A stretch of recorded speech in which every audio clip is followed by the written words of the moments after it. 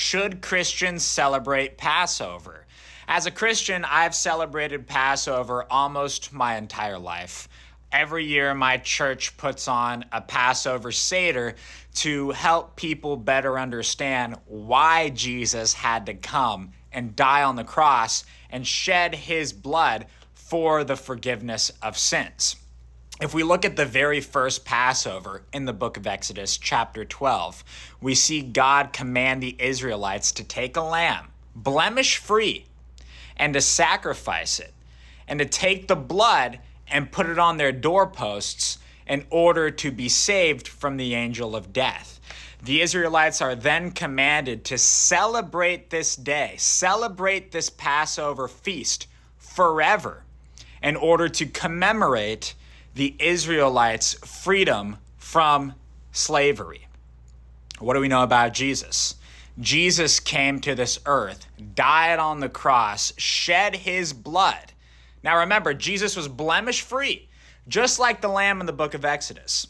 Jesus himself became that sacrifice, shed his blood so that we can be free, not from physical slavery, but be free from sin, which in it of itself is a form of slavery. In 1 Corinthians chapter 5, verse 7, Paul says, Christ, our Passover lamb, has been sacrificed. Therefore, let us keep the festival, not with the old bread leavened with malice and wickedness, but with unleavened bread of sincerity and truth.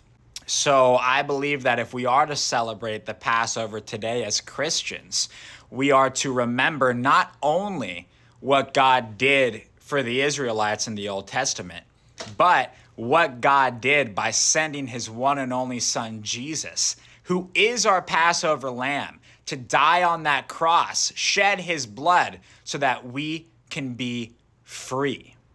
During the Last Supper, Jesus fulfilled the very first Passover by taking the bread and taking the wine and telling his disciples to do this in remembrance of him. The Last Supper is a fulfillment of the very first Passover, with Jesus himself being the Passover lamb.